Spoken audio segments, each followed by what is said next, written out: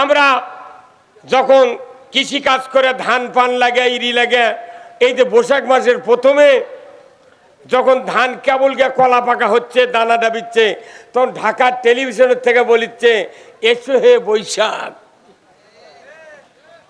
বৈশাখী শাড়ি, হলদিয়া পার, সাদা শিলালা বৈশাখ উদযাপনের জন্য মাইকিং হচ্ছে, টেলিভিশনে হচ্ছে।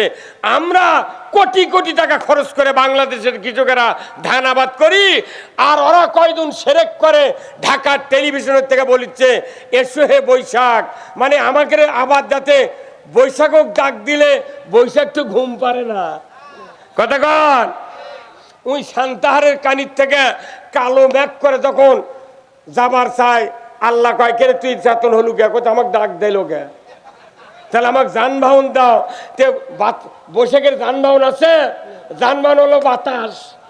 তো বাতাস যখন দিছে তখন করছেন আমি খালি হাতে যেতে পারবো না, তখন বলেছে কি নিবে, আত্মীয়র বাড়িতে গেলে মিষ্টি লাগে, চমচম লাগে, তা আমাকে না সাদা কাঁটালা মিষ্টি দাও। কথা কর, ওই ঝড়ের মধ্যে আবার শিল দিল, পাথর পরে আমাকে ধান পান নষ্ট হয়ে গেল, ঝরিয়ে পড়ে গেল। আর ওরা ঢাকার থেকে করছে এসো হে বৈশাখ। তাহলে 2-4 বছর তোরা আছে আমার জমি আবাদ কর আমাকে, আর আমরা যা ধান পাকার সময় কমো আসেন বৈশাখ সাহেব। হ্যাঁ কথা বল, তোমাকে কোটি কোটি টাকা দেয়া নেতা বানা ঢাকাত পাঠে দেওয়া আছে দুর্নীতি করার জন্যে। আল্লাহর রসুলের সাহাবী হযরত উমর ফারুক রাদিয়াল্লাহু তাআলা আনহু, উনি ছিলেন অর্ধেকটা পৃথিবীর বাদশাহ। ধরে কোন আল্লাহু আকবার। আমার ভাইয়েরা, উমর ফারুক আল্লাহর নবীকে কতল করার জন্য আবু জাহেলের পরামর্শ অনুযায়ী 100টি উট পুরস্কার পাবে। এই পুরস্কার নেওয়ার জন্য আবু জাহেলের পরামর্শ ভিত্তিতে উমর তরবারি উঁচিয়ে বলল, উমর তোমার জবান যদি ঠিক থাকে আমি নিমিষের ভিতরে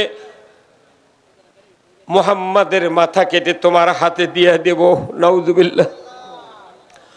আবু জাহেল বলল, উমর রে, তুমি যদি মাথাটা কাটতে পারো আমি তোমাকে পুরস্কার দেব। আমি জবান দিয়ে বলছি, তুমি মাথাটা এনে আমার হাতে দিয়ে দাও। উমর তরবারি নিয়ে তীক্ষ্ণ রোদের কিরণের ভেতর দিয়া মরুভূমির প্রান্তর দিয়ে চলে যাচ্ছেন। যাইতে যাইতে সাফা মারোয়া পার হয়ে আল্লাহর রসুল তার বাসভবনের সামনে সাহাবাদেরকে নিয়ে বসে আছেন। এমন সময় উমর ইবনুল খাত্তাব বাড়ি থেকে বের হয়ে মাঝপথে গিয়ে যখন উলঙ্গ তরবারি ধার চিকমিক করছে, ঊর্ধ্বশ্বাসে রসুলের বাড়ির দিকে চলে যাচ্ছে, এমন সময় নঈম নামের একজন ব্যক্তি উমরকে ডাক দিয়ে বলে, উমর এত ঊর্ধ্বশ্বাসে ক্ষিপ্ত অবস্থায় তুমি এত তড়িঘড়ি করে কোথায় যাও? বলে আমি যাচ্ছি মুহাম্মাদের মাথাকে কাটার জন্য। নঈম বলে, উমর রে খবরদার, মাথা তো তুমি কাটতে পারবে না, বরঞ্চ তোমার মাথাটাই বিক্রি হয়ে যাবে রসুলের পদতলে। ধরে কোন আল্লাহু আকবার। উমর রাগে টকবক করে বলল, নঈম রাস্তা ছেড়ে দাও, আমাকে যেতে দাও। আমি মক্কার মাথা পেরিয়ে চলে যাব, সাফা মারোয়া পাহাড়ের চিপা দিয়ে চলে যাব মুহাম্মাদের বাসায়। আমি কিচ্ছু দেখব না, তরবারি দিয়ে তার মাথা কাটবো, তুমি রাস্তা ছেড়ে দাও। নঈম বলল, রে উমর খবরদার খবরদার, মাথা পরে কাটো, আগে আমার খবরটা শোনো। বলে কি খবর? বলে ওই যে তোমার ভগ্নিপতি আর ফাতেমা তোমার বোন, তার বাড়ির কাছ থেকে আমি এক্ষুনি আসলাম। আমি দেখলাম তারা ওই মুহাম্মাদের উপর ঈমান এনেছে, কালেমা পড়েছে, আল্লাহর উপর বিশ্বাস স্থাপন করেছে। তুমি নিজের ঘর সামলাও, মুহাম্মাদের মাথা পরে তুমি কাটতে যাও। জোরে কোন আল্লাহু আকবার। উমর রাগ করে রাস্তা বাইপাস ধরে তার ভগ্নিপতির বাড়ির দিকে যাওয়া শুরু করলো। যাইতে যাইতে যখন ভগ্নিপতির বাসার একবারে নিকটবর্তী দাঁড়িয়ে গেল, হঠাৎ করে ভেতর থেকে আওয়াজ আসতেছে, ওমান আরাদান জিক্রি ফাইন্না লাহু মাইশাতান দনকা ওয়া নাহশুরুহু ইয়াউমাল কিয়ামাতে আমা। আল্লাহর কোরআন ওমরের বোন আর ভগ্নিপতি দুইজন একসাথে তেলাওয়াত করছেন। অর্থ হলো ওমান আরাদান জিক্রি ফাইন্না লাহু মাইশাতান দনকা ওয়া নাহশুরুহু ইয়াউমাল কিয়ামাতে আমা। যারা আমি আল্লাহ আমার নসিহত, আমার বক্তৃতা, আমার বয়ান, আমার উপদেশ, আমার কোরআনের আলোচনা শোনার পর যারা অ্যাবাউট টান বিপরীত মুখেই চলবে, কোরআনের পথে না চলে বিপরীত দিকে চলবে, আমি আল্লাহ বলে দিচ্ছি তাদের জীবিকাকে আমি আল্লাহ সংকীর্ণ করে দেব। আর কিয়ামতের দিন তাদেরকে অন্ধ করে আমি উঠাবো। এই কথা আরবের লোক, মক্কার লোক ওমর আরবির অর্থ বুঝতে পেরে এত রাগান্বিত হয়ে গেল, উনি তড়িঘড়ি করে বাড়ির ভেতরে প্রবেশ করে তরবারির উল্টা পিঠ দিয়া বোন আর ভগ্নিপতিকে মারপিট শুরু করে দিল। মারতে মারতে মারতে বোন বলে, ভাইজান কিসের জন্য মানো? বলে, বোন রে, আমার বিনে পারমিশনে তুমি কেন কালেমা পড়লে, মুহাম্মাদের কালেমা পড়লে, কেন আল্লাহর উপর ঈমান আনলে? বোন বলে, ভাইজান তুমি তো আমার ভাই, তোমার পারমিশন কেন নিতে হবে? আমাকে আল্লাহ সৃষ্টি করেছেন, আল্লাহর আমি আনুগত্য করব, আল্লাহর উপর ঈমান আনবো, এতে তোমার উপর কোনো পরামর্শ নেওয়ার দায়িত্ব আমার নাই। আজকের সমাজের অনেক নেতা আছে, যদি তারকে দলের লোক যদি ইসলামের কথা বলে তারা চাপ দেয়, এই তো কে কথা ইসলামের কথা কবার, হ্যাঁ কথা কর না গা। ওই চাপের ভয়ে এখনো মানুষ ইসলামের কথা বলতে পারছে না, ভয় আছে। খালি না ভোটটা দে, তারপর মানুষ বুঝে দিবি, হ্যাঁ কথা কন। ভোটের ওটিতে আর কি বুঝাতে পারবি, খালি ফাটিয়ে দিবি এইবার। হ্যাঁ আমার ভাইয়েরা, ওমর রাগে ক্ষিপ্ত হয়ে এত জ্বালা শুরু হয়ে গেল, এত মারপিট শুরু করতে লাগলো।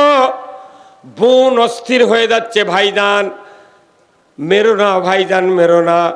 হঠাৎ করে তরবারির আঘাত তার ভগ্নিপতির মাথায় লেগে গেল, ফিনকি দিয়ে রক্ত বেরিয়ে যাচ্ছে। এমন সময় ফাতেমা বোন ওমরকে জড়িয়ে ধরে বলল, ভাইজান তুমি আমাকে মেরে মেরে শহীদ করে দাও, খবরদার আমার স্বামীকে তুমি মেরো না। তোমার কি দয়া হয় না?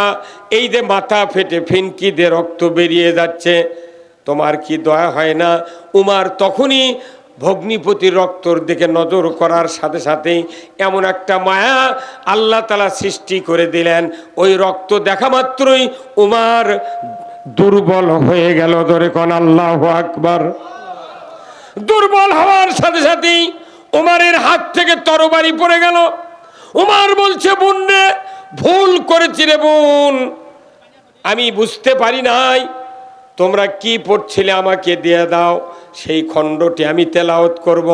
বোন, আপন বোন বলছে, ভাইজান যদি তোমার হাতে এই খণ্ডটা দিই আমি অপরাধী হব, গুনাহগার হব, কারণ তুমি তো নাজাসাত, অপবিত্র, তুমি মুশরিক, তোমার হাতে খণ্ডটি দেওয়া যাবে না। তুমি গোসল করো, পবিত্র হও, তারপরে খণ্ডটি দেওয়া হবে। জোরে কন্যা মারহাবা। সেই ফুলেরই রৌশানীতে আরশ করছে রৌশান, সেই ফুলেরই রং লেগে আজ ত্রিভুবন জালা। সাহারাতে ফুটল রে ফুল রঙিন গোলে লা লা। সাহারাতে ফুটল রে ফুল। জোরে কন্যা মারহাবা। চীনের রসিক ভুমর বুলবুল, সেই ফুলের ঠিকানাই। কেউ বলে হযরত মুহাম্মদ, কেউ বা কামলে ওয়ালা। সাহারাতে ফুটল রে ফুল। জোরে কন্যা মারহাবা। কি ফুল মক্কাতে রসুল ফুটালেন, সেই ফুল যার নাকে গন্ধ লাগে সেই আল্লাহর রসুলের দেওয়ানা হয়ে যায়। যেরকম আল্লাহু আকবার। আজকে এখানে আমার মহব্বতে আপনারা আসেন নাই, আব্দুল খালেক শরীয়তপুরীর মহব্বতে আসেন নাই, এখানে মহব্বতে এসেছেন কোরআনের। জোরে বলুন ঠিক কিনা? এই কোরআনের মহব্বতে যারা এসেছেন, আল্লাহ আপনাদের তামাম জীবনের গুলা মাফ করে দেবে। জোরে কোন আল্লাহু আকবার। আজকের এই রানীনগর, খট্টেশ্বর, এই নওগাঁ জেলার ভেতরে, বগুড়া জেলার ভেতরে এত বড় গ্রাম কোথাও নাই যে গ্রামে এক গ্রামই 2 ওয়ার্ড। কয়টা ওয়ার্ড? 2টা। তাহলে বিশাল গ্রাম, অথচ এই গ্রামে একটা রাস্তা করেছে, তাই গাড়ি এলো না।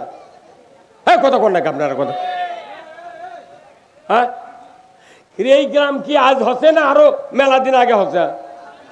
এক রাস্তা করছে হেরিমুখ, তাই 6 ফিট ওসার, না চলে গাড়ি, না চলে ঘোড়া। এটি তো একটা দামি মেয়ের বিয়ে হয়, ওর হাতে দামি স্কুলের ওটি গাড়ি চড়া লাগে। কথা কয় না বাড়ি, কথা কয় না গা।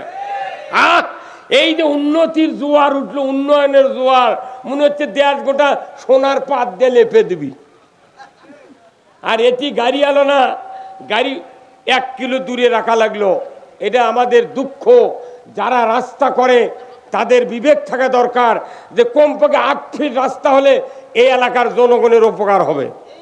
একটা মিনি ট্রাক ইটালিয়া যাতে আসতে পারে, মোটা বালু ইটা ওই স্কুলের নামে আনে, এই গরিব মানুষগুলো বাড়ি করবার লাগলে ডবল ক্যারিং কস্ট লাগবে। মনে তোর বাপের টাকাতে ঘাটা করছে। আমি বলবো এই রানীনগরের যত নেতৃস্থানীয় লোকেরা আছেন, চেয়ারম্যান আছেন বা সাধারণ যারা উপজেলার সাথে যোগাযোগ করেন, অচিরেই এখন সরকার ঢালাই রাস্তা করতেছে, এটা তাড়াতাড়ি করে ধরে দিয়া, আমার মনে হয় কর্নেল সাহেব, আমাদের সভাপতি সাহেব, উনি যদি একটু উপজেলা ঘোরাঘুরি করেন, আমার মনে হয় 7 দিনের মধ্যে এই রাস্তা ঢালাই করার মতো যোগাযোগ করে পারবি।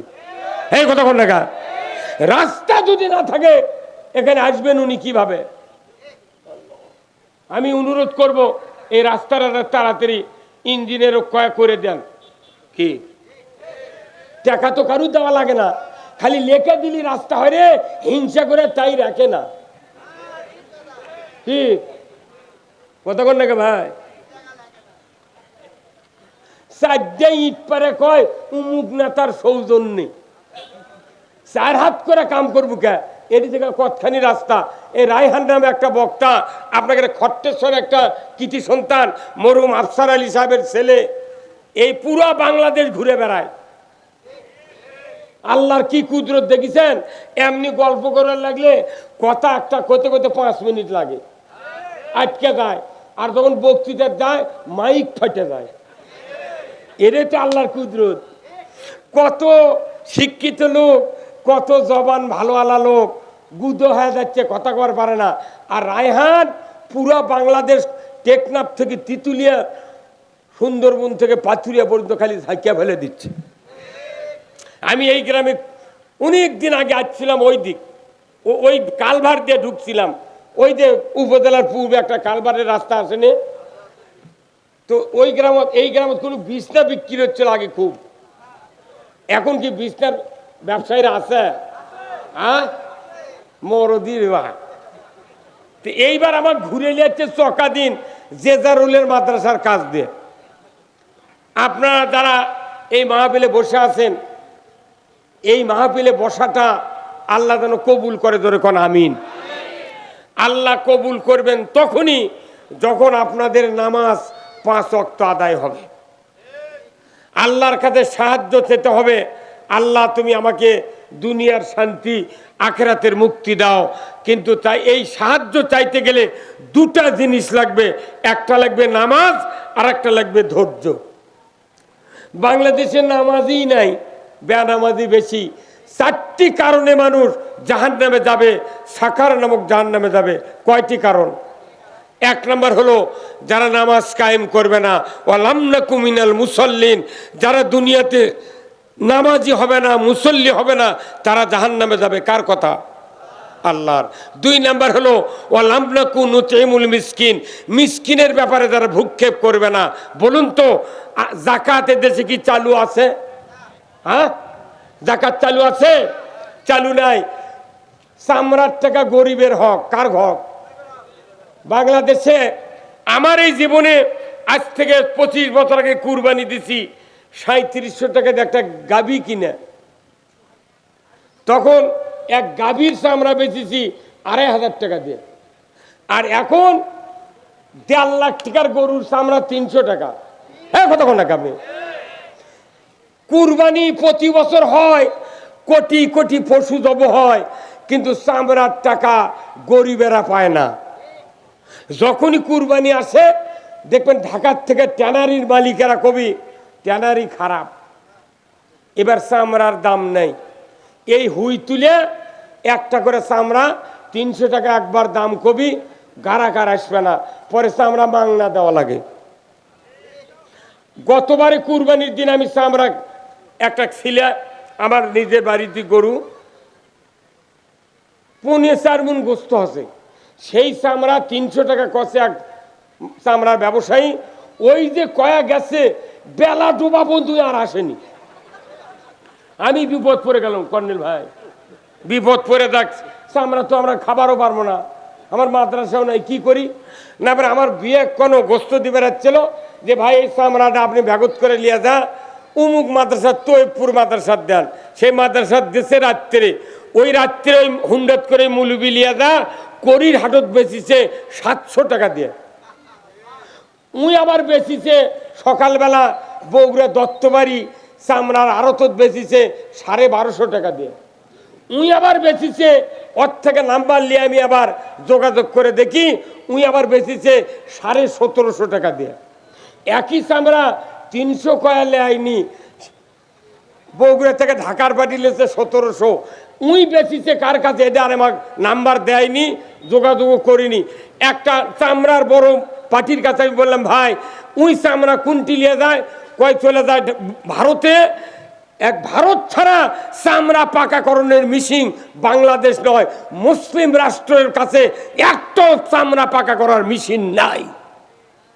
চামড়া পাকা করার জন্য ওই চামড়া 3200 টাকা দিয়ে বেচিছে, ঝিলানি করার পর লবণ দিয়ে। এই চামড়া ভারতের থেকে পাকা হয়ে আছে, বাটা কোম্পানি পায়ে পায়ে শো কোম্পানির কাছে 10,500 টাকা দিয়ে চামড়া বেচে। আর কাল্লার চামড়া দিয়ে 6 জোড়া স্যান্ডেল তৈরি হয়, 499 টাকা করে দাম এক একটা স্যান্ডেলের। এই কতক্ষণ গোটা গরুর চামড়া থাকে, এক একটা শো অরিজিনাল চামড়া দিয়ে যদি কিনবার দান 10,000 টাকা লাগে বাটা কোম্পানির জুতো। তাহলে একটা গরুর পুরা পেট পিঠের চামড়া দিয়ে কমপক্ষে 6 জোড়া লয় 16 জোড়া জুতো হবে। এগুলো টাকা ধনিকের পেটত যাচ্ছে, আর গরিব করছে 300 টাকার দাম হচ্ছে গরুর চামড়া, 20 টাকা হলো ভেড়ার চামড়া, 25 টাকা হলো খাসির চামড়া। কতক্ষণ গরিব যেটি টাকা পাবি সেটি টাকা নাই। এখন ধান নামিছে, মোটা ধান বড় বড় ব্যবসায়ীরা কিনে কিনে গোডাউনত রোদ দিয়ে থুচ্ছে। গরিবের ধান যখন ফুরাবি এরা সিন্ডিকেট করে 1800 টাকা মন জিরার ধান বেচবি। হ্যাঁ কতক্ষণ ওরকের মাথা ঘুরে যাবি, এইবার সিন্ডিকেট ভাঙ্গে দিবে। এবার কি কতক্ষণ টাকা কোল্ড স্টোরের আলু 100 টাকা কেজি বেচিছে, এইবার বেচিস বাবা আলু এখন লিখছে না 400। কতক্ষণ খালি আনা সময় দেন, সময় দেন। বাংলাদেশের গরিবেরা কৃষকেরা দেখেন এবার ধান 1400-1500, আমার ওখানে 1550 টাকা জিরার ধান। কৃষকের ধানের দাম পাবে, সারের দাম কমে যাবে। যদি কমান না হয় সরকারকে চাপ দেবো আমরা, সার কৃষকের বাড়ি বাড়ি দাম কমে পৌঁছে দাও। খালি নামাজ রোজার বক্তৃতা দিলে মানুষ ভালো হবে না। সার, কীটনাশক, জাকাত, চামড়া, ওষর এইগুলি দিয়া মানুষকে ঘরে ঘরে শান্তি দিতে হবে। আর চুরি বন্ধের জন্য হাত কাটার আইন কায়েম করতে হবে। এই বাংলাদেশে চুরি বন্ধ হোক, হাত কাটার আইন চালু হোক। কারা কারা চান দুহাত তুলে আল্লাহকে দেখা নারায়ে তাকবীর। চোরের হাত কাটার আইন এটি হাত তুললে কায়েম হবে। সংসদে 151 জন ইমানদার লোককে পাঠাতে হবে। তারা আইন পাস করবে, চুরি বন্ধের, হাত কাটার আইন। অসারিকু অসারিকাতু ফাক্তাওয়াইদেহুমা, চোর আর চুন্নি যদি ধরা পড়ে 5টা গ্যারান্টির পর হাত কেটে দাও।